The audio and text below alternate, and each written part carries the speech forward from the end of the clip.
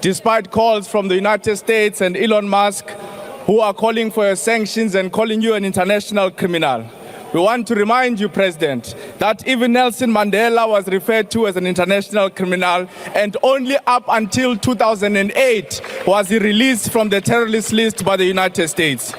Leaders like Gaddafi, Patrice Lumumba, Kwame Nkrumah, Thomas Sankara from Burkina Faso were all labeled criminals by the West. Stand firm, President. Being a criminal of imperialist forces is a badge of honor for our struggle for the liberation of our people.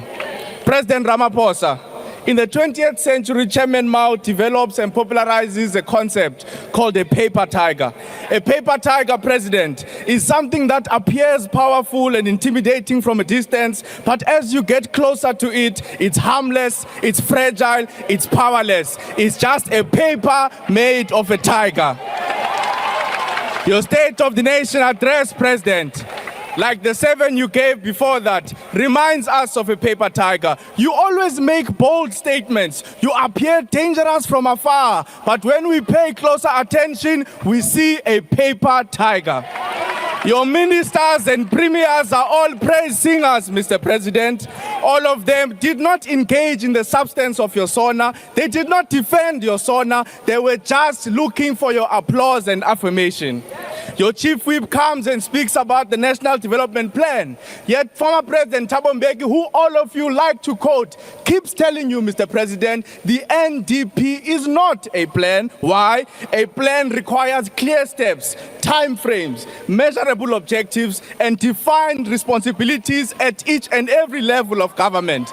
Now, President, let me take you to Singapore. When Singapore gains independence in 1965, they implement the Economic Development Plan, focusing on industrialization, education, and infrastructure. This was not just talk, Mr. President. They created a strong manufacturing sector, which we don't have, upskilled their workforce, which you are not doing, and invested in technological innovation, transforming Singapore into one of the world's leading economies in a short space of time. This can't be said about the National Development Front.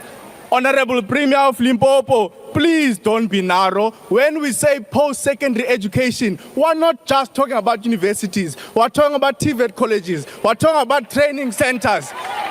Come on, Minister. The Premier of the Northwest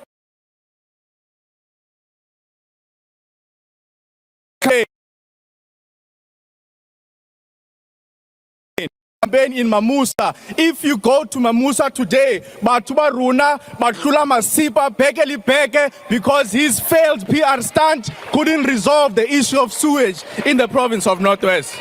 I don't want to even talk about the Minister of Human Settlements. She stands here and claims to have resolved the issue of student accommodation in South Africa. Perhaps she doesn't know, Minister, there's a shortage of over 500,000 beds in South Africa. You don't just resolve it by taking money from VPS and buying yourself a coffee shop. President, I want to invite you.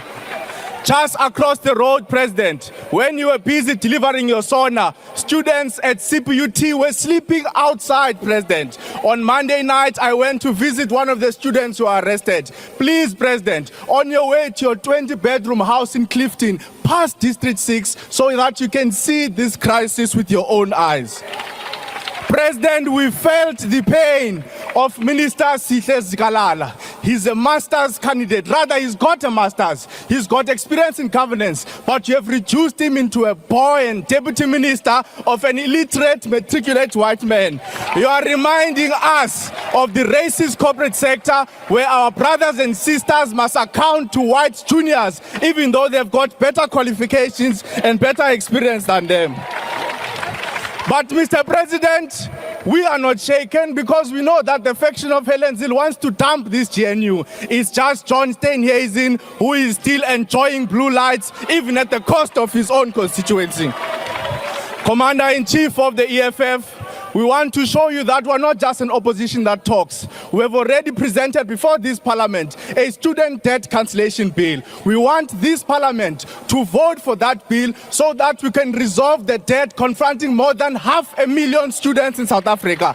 Now, Mr. President, I don't know why you need a bill to give all students their degrees, because these people have completed all the academic requirements. Why don't you give them their degrees? Your time has expired. We came here to ask you, and you said we've got an extra minute for 6 minutes. You gave me 5 minutes here. It's not going to happen. It's not going to happen. We asked you, and you said we've got an extra minute here. President.